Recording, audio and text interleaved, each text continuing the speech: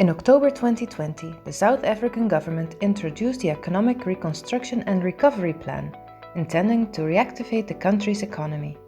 Rail seems to have a central role in reviving the economy. However, infrastructure has been neglected for many years and a lot remains to be done. This can only be done by partnerships with the private sector in and abroad South Africa. For this reason, ARIA proposes the creation of the Rail Advisory Committee. This formal structure will bring together various rail interested parties.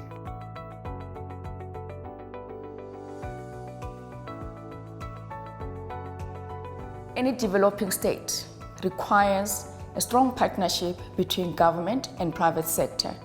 Through the advisory committee, we will be able to work with government to plan for the next 25 years at least to ensure that we achieve the ideals of the African Union, to increase intra-Africa trade, to ensure that the development of Africa relies on the African people's potential, particularly its women and youth. Private partnerships, it's important.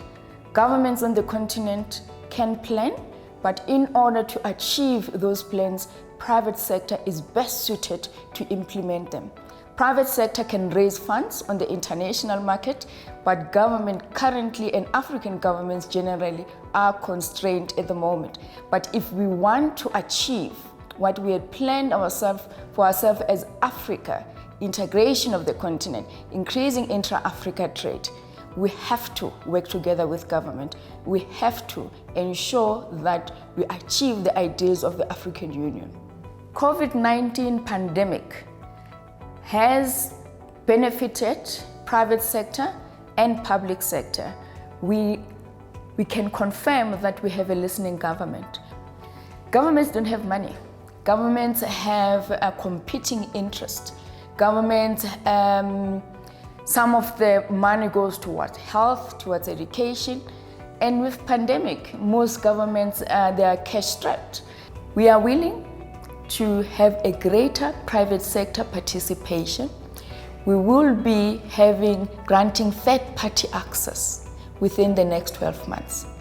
He has set a date for himself, but practically it may take a little bit longer than that. So it's quite important for us that we already have a government that is committed in South Africa, and the international world is listening, that we will have third-party access. The volumes must significantly increase. One, third-party access will not only increase traffic, but it will also serve as we move transport, or at least freight, from road to rail. We know that rail is cleaner. We know that rail is able to transport bulk. We know that it's reliable, particularly if we have private sector, because the bottom line matters. They are profit driven, so they will ensure that they keep their customers. It will be a competitive environment. In that way, the logistic cost will most likely come down, but we need to move product from point A to point B.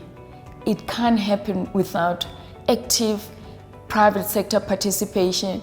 All we need is government granting us third-party access so that we actively involved in the economic growth of this country, the region, and the continent. South Africa has been dedicated to manufacture rolling stock for the continent, and hence it's important that even international manufacturers, OEMs, they find value and invest in South Africa to set up those manufacturing capacities so as to ensure that the opportunities on the continent are explored.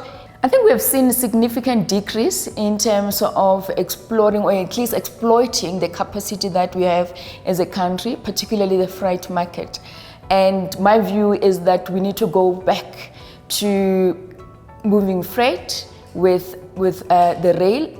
And a few years ago, say in 1982, the 80% of the grain market used to be transported by rail, and we need to go back there. Currently, that 80% is on road, is not sustainable, it is more expensive to maintain the road. So there's absolutely no reason why we should move to rail quicker. If government says doesn't have money, it's a real reason why private sector need to step in. Sometimes international investors are seen as maybe not having the best interest of Africa. I think through partnerships, through a patriotic capital, they will find home, an investment home in South Africa and throughout the continent. And we are fortunate as a country that in terms of our market is much more stable. So we invite international partners to actually set up in South Africa in terms of looking at the opportunities on the continent. We've got skills. We have over 100 years of experience in the railway sector. So for us, it's critical that international partners see opportunities. We know that Africa is the last frontier. So base yourself in Africa with your partners, and the continent is waiting for you. We have over 100 years of experience in the rail sector. And having said that, the skills that we have must be shared with our brothers and sisters on the continent.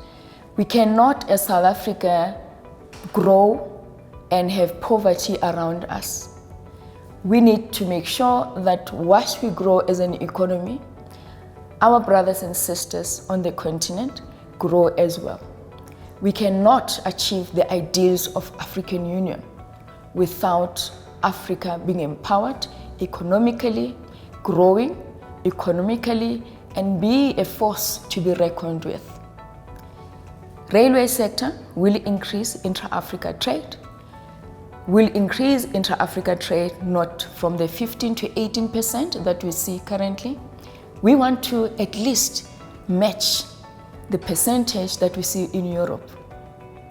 So the European market is our benchmark.